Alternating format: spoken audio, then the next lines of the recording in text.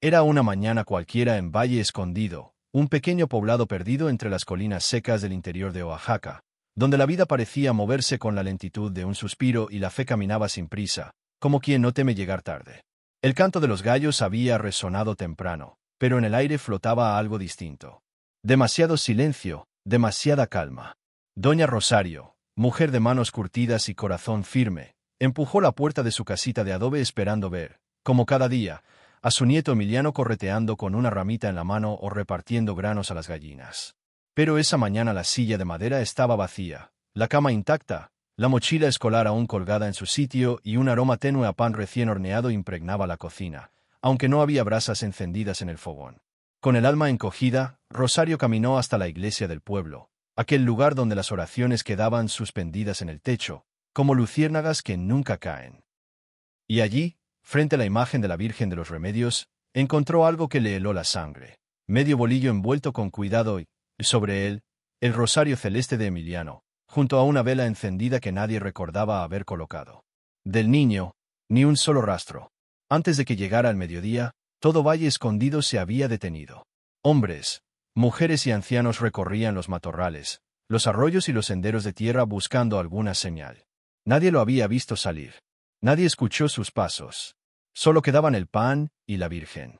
Desde ese instante, el pueblo dejó de ser un punto olvidado en el mapa para convertirse en el escenario de un misterio que pronto haría dudar incluso a los más escépticos.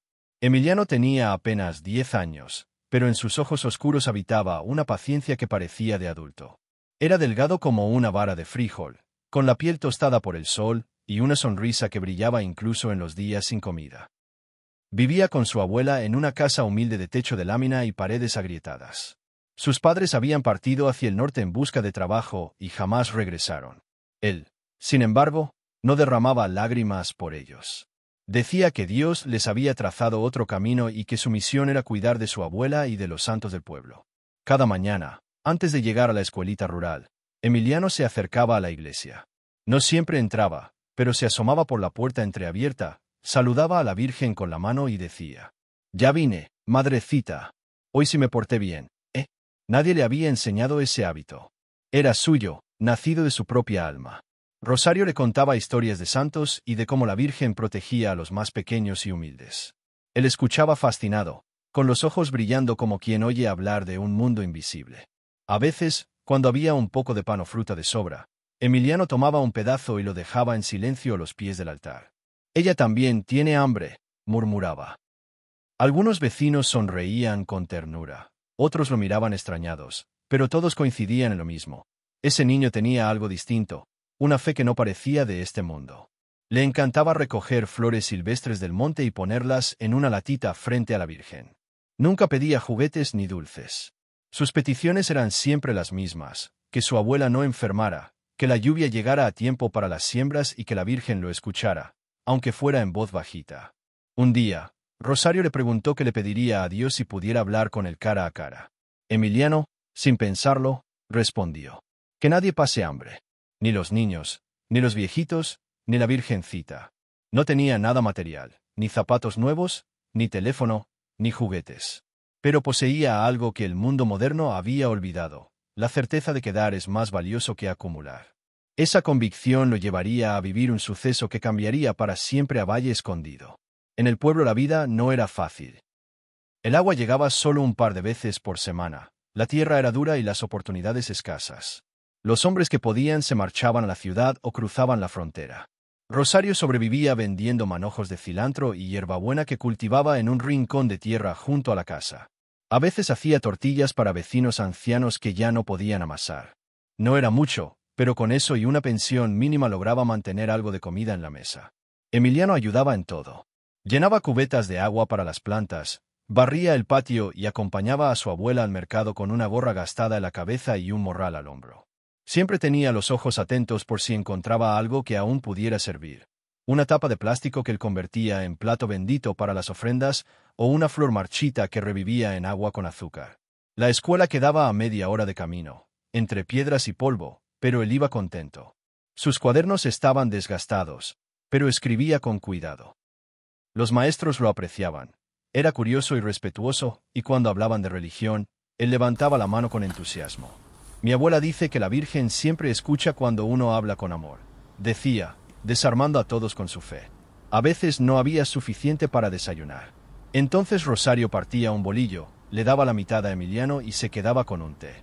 Más de una vez, camino a clases, él dejaba su porción frente al altar. Alamitsura, susurraba. Seguro también tiene hambre. Algunos niños se burlaban. Tonto, ese pan es para ti, no para una estatua. Emiliano sonreía sin enojarse. Él sabía algo que ellos no. Una vez Rosario intentó reprenderlo. Hijo, ¿por qué haces eso si sabes que no tenemos para más? Porque lo poco que se da con amor, abuela, se vuelve mucho para ella, respondió con serenidad. No era la primera vez que pasaban hambre, ni sería la última. Pero en su casa siempre había una flor en el altar, un pan compartido, una vela encendida y un murmullo de esperanza. En las noches frías, cuando el viento bajaba de los cerros y el estómago se quejaba, Rosario abrazaba fuerte a Emiliano. Dios no olvida a los pequeños. Él ve lo que nadie ve, le susurraba. Y la Virgencita nunca me deja solo, contestaba él, como en oración. Así vivían, día tras día, sin lujos ni certezas, pero con una fe que sostenía techo, pies y alma. Nadie, ni siquiera ellos, imaginaba que una simple ofrenda de pan abriría, una mañana, la puerta a lo inexplicable. La mañana del suceso comenzó como tantas otras, pero con un aire distinto, casi imperceptible, que solo algunos ancianos notaron. El cielo amaneció con un tono perlado, y una brisa ligera recorrió las calles de tierra levantando polvo y olor a leña húmeda. Rosario, aún adormecida, se levantó para preparar café y tortillas. Pero al abrir la puerta de la habitación de Emiliano, encontró la cama tendida, la mochila escolar en su sitio y la ventana entreabierta, dejando entrar una corriente de aire fresco. En la cocina no había señales de él. Sin embargo, sobre la mesa de madera vio algo que la hizo detenerse. Medio bolillo cuidadosamente envuelto en un trozo de manta, el rosario celeste de Emiliano y una pequeña vela, encendida, ardiendo sin haber consumido ni un centímetro de cera. Sintió que el corazón se le detenía un segundo. Llamó a su nieto en voz alta, primero con calma, luego con desesperación. Nadie respondió. Salió a la calle, preguntó a los vecinos y ninguno lo había visto desde la tarde anterior. Un escalofrío recorrió su espalda. No perdió tiempo, fue directo a la iglesia. Allí, en el altar de la Virgen de los Remedios, encontró el mismo medio bolillo y el rosario, como si hubieran sido colocados con cuidado reverente. La vela seguía encendida, pero no había rastro del niño. En cuestión de minutos, la noticia corrió por todo Valle Escondido. Las campanas repicaron llamando a los vecinos y hombres, mujeres y jóvenes se organizaron para buscarlo. Se revisaron senderos, potreros y arroyos. Un grupo de muchachos subió al cerro cercano, otro fue hacia el viejo molino, y hasta los ancianos con bastón se unieron, apoyados en sus nietos. El padre Matías, sacerdote del pueblo, pidió calma y oración. No perdamos la fe, repetía. Rosario, sin embargo, sentía un peso insoportable en el pecho. Se culpaba por no haber revisado su cama antes, por no haber preguntado a dónde iba. Las horas pasaban y el sol comenzaba a bajar, tiñendo el cielo de un naranja intenso. En medio de la búsqueda, una anciana llamada Doña Natividad, conocida por sus historias y rezos, aseguró que había visto una silueta pequeña entrando a la iglesia muy temprano. Iba con la cabeza agachada, como quien no quiere que lo vean, dijo. Los jóvenes revisaron cada rincón del templo, incluso el campanario y la sacristía. Nada. Cuando cayó la noche, los vecinos encendieron fogatas y linternas. Se escuchaba el murmullo de oraciones y el crujir de la leña. El padre Matías organizó turnos para que nadie dejara de buscar, pero también para que siempre hubiera alguien rezando frente a la Virgen. Rosario se sentó en el primer banco, con las manos apretando el rosario de su nieto, incapaz de apartar la vista de la imagen. De pronto, pasada la medianoche, se escucharon pasos en la entrada. Todos giraron la cabeza al mismo tiempo. Emiliano estaba allí, cubierto de polvo, pero sonriendo. En sus manos llevaba un pequeño pan, intacto, y un manojo de flores amarillas que no crecían en la región. El silencio fue absoluto. Rosario corrió hacia él y lo abrazó con tanta fuerza que el pan casi se desmorona. ¿Dónde estabas, hijo?, preguntó entre lágrimas. Estuve con ella, dijo él, mirando a la Virgen. Me llevó a un lugar bonito, con un río claro y flores como estas. Me dijo que trajera el pan para compartirlo aquí. Nadie se atrevió a interrumpir. El padre Matías se acercó y le preguntó con suavidad. ¿Y cómo volviste? Ella me trajo, respondió Emiliano, como si hablara de algo tan natural como volver de la escuela. Las flores, frescas y brillantes, fueron colocadas a los pies de la Virgen. El pan, partido en pequeños trozos, fue compartido entre todos los presentes. A pesar de que eran muchos, alcanzó para todos. Desde esa noche, la historia del niño que desapareció para regresar con un regalo celestial comenzó a correr por toda la región. Algunos lo llamaban milagro, otros inventaban teorías extrañas. Para Emiliano, solo había una verdad. Había cumplido un encargo especial. Los días posteriores al regreso de Emiliano estuvieron cargados de un ambiente extraño, una mezcla de alivio y expectación. La gente del pueblo, que siempre se había movido con la calma monótona de la rutina, ahora parecía vivir con los sentidos más despiertos. Se hablaba en voz baja en las cocinas, en las esquinas, en el mercado improvisado de los sábados. El altar de la Virgen comenzó a llenarse de ofrendas sin que nadie lo propusiera oficialmente. Primero fue una canasta de pan que dejó doña Natividad. Luego, un par de velas grandes que encendió don Chucho, el herrero. Después, flores traídas por los niños, y hasta mazorcas doradas, símbolo de sustento y trabajo. Todo se colocaba en el mismo rincón donde Emiliano había dejado su pan. Rosario notaba que su nieto estaba distinto. No en su manera de reír o de jugar, sino en la profundidad de su mirada. A veces se quedaba en silencio, mirando por la ventana hacia los cerros, como si esperara ver algo que solo él conocía. Otras veces salía muy temprano y regresaba con pequeñas cosas. Una piedra brillante, un racimo de flores silvestres, una hoja seca con forma de corazón. Cuando le preguntaba dónde las encontraba, él solo sonreía y decía: «Ella me enseña el camino». El padre Matías, que al principio se había mantenido prudente, comenzó a visitarlos casi todos los días. No preguntaba directamente por la experiencia de Emiliano, pero escuchaba con atención cualquier detalle que el niño soltara sin darse cuenta. En una de esas charlas, Emiliano dijo algo que dejó pensativo al sacerdote.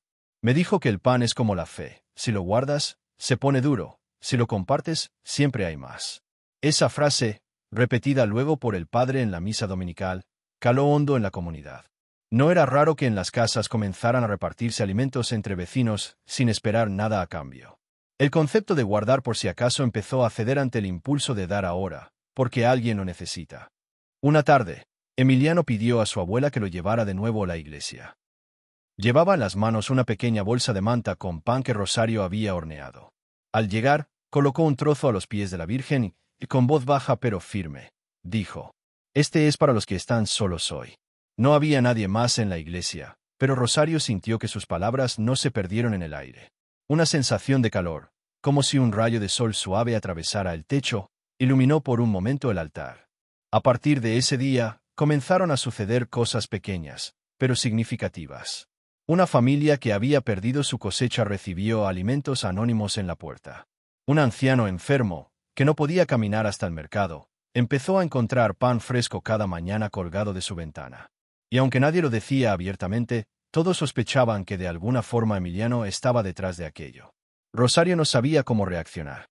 Parte de ella quería protegerlo, evitar que se expusiera demasiado. Otra parte comprendía que lo que él hacía iba más allá de su control, como si formara parte de un plan que no le pertenecía a ninguno de los dos. Una noche, mientras acomodaban las flores en el altar, Emiliano le susurró: «Abuelita, me dijo que pronto vendrá más gente a traer pan. No solo de aquí. Vendrán de lejos». «¿Y tú cómo sabes eso, hijo?», preguntó Rosario. «Porque lo escuché en su voz, como cuando el viento trae el olor del pan antes de verlo». Y así, sin buscarlo, Valle Escondido comenzó a recibir visitantes. No llegaban en grandes caravanas ni con anuncios previos. Venían familias completas, viajeros solitarios, ancianos guiados por sus hijos. Algunos habían escuchado la historia en un pueblo vecino, otros, en una ciudad lejana. Todos llevaban algo para dejar: pan, velas, flores, dibujos, cartas. Y siempre se iban con la misma sensación: una calma profunda, como si hubieran dejado allí no solo una ofrenda, sino un peso del alma. El rincón del pan compartido crecía. Ya no era un espacio improvisado, sino un lugar que parecía tener vida propia. El aroma a pan fresco se mezclaba con el de las flores y la cera derretida. Las paredes cercanas comenzaron a llenarse de pequeños agradecimientos escritos a mano. No había reglas ni administradores, solo manos que dejaban y otras que tomaban cuando lo necesitaban. Rosario observaba todo con una mezcla de orgullo y temor. Sabía que algo grande estaba sucediendo, pero no podía prever hasta dónde llegaría. Emiliano, en cambio, parecía entenderlo todo sin necesidad de explicaciones.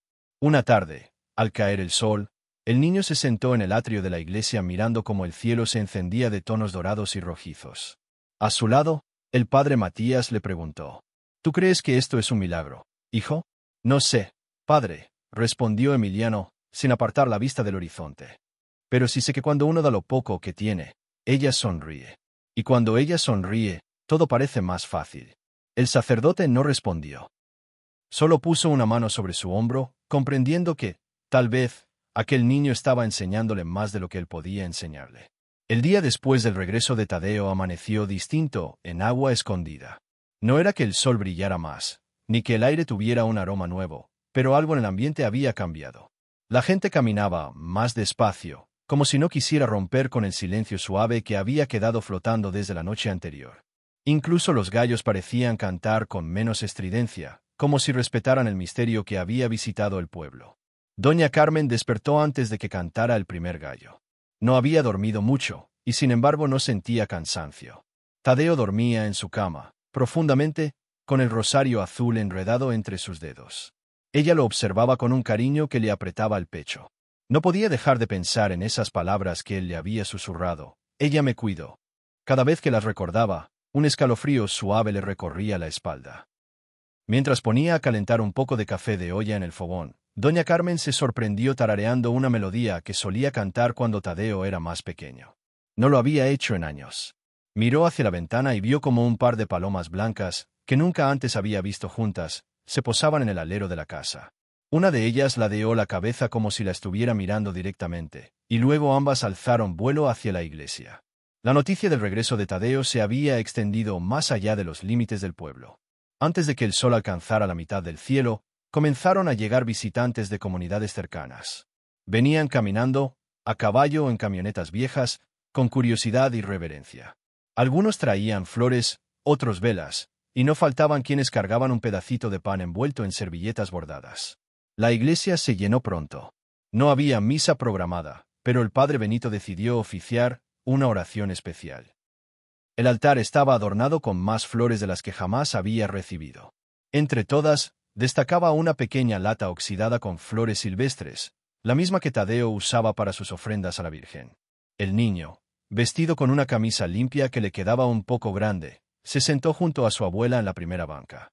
No parecía incómodo con tantas miradas encima, pero sí un poco distraído, como si estuviera escuchando algo que los demás no podían oír. ¿Y cómo fue, mi hijo?, le preguntó una mujer que se acercó con lágrimas en los ojos. ¿Dónde estabas? Tadeo sonrió, bajó la mirada y respondió: estaba en un lugar bonito, y ella me dijo que el pan había llegado, y que a veces el amor abre puertas que nadie ve. La mujer no entendió del todo, pero apretó su mano y le dejó un panecillo envuelto en un pañuelo blanco. Durante la oración, el padre Benito habló sin grandilocuencias. No usó palabras rebuscadas ni buscó explicar lo inexplicable. Solo dijo: Dios actúa como quiere y cuando quiere. A veces, los milagros se ven, y a veces solo se sienten. Pero siempre nos dejan huella. La comunidad escuchaba en silencio. Afuera, el aire seguía fresco a pesar de que era temporada de calor. Los más ancianos se miraban unos a otros, como reconociendo en ese clima extraño una señal más de que algo sagrado había pasado. Al terminar la oración, la gente comenzó a acercarse al altar. Algunos dejaban flores, otros pan, otros simplemente tocaban con respeto el mármol agrietado. Y así, sin que nadie lo organizara, empezó a nacer una costumbre nueva. En los días siguientes, el rincón donde Tadeo había dejado su pan y su rosario se llenó de pequeños gestos. Un trozo de bolillo, una tortilla envuelta, flores silvestres, dibujos hechos por niños, incluso cartas plegadas con cuidado. Nadie sabía quién dejaba qué, pero todos comprendían que no se trataba de limosnas, sino de ofrendas. Doña Carmen observaba todo con asombro. Nunca había visto tanta unión en el pueblo. Vecinos que antes apenas se saludaban comenzaron a compartir historias, a ayudarse con el acarreo de agua o con la reparación de una cerca. No era que de pronto todos se volvieran santos, pero sí había una disposición distinta en los corazones. Una tarde, mientras Tadeo regaba las plantas del pequeño huerto, doña Carmen le preguntó: ¿Por qué crees que la Virgen hizo esto contigo, hijo? Él dejó la cubeta en el suelo, se secó el sudor de la frente y, sin pensarlo mucho, respondió: Tal vez para que entendieran que lo que se da con amor nunca se pierde. La respuesta quedó flotando en el aire, como una campanada suave. Pronto, llegaron también personas de la ciudad. Un periodista intentó entrevistar a Tadeo, pero el niño apenas le dio unas palabras. Yo solo di mi pi.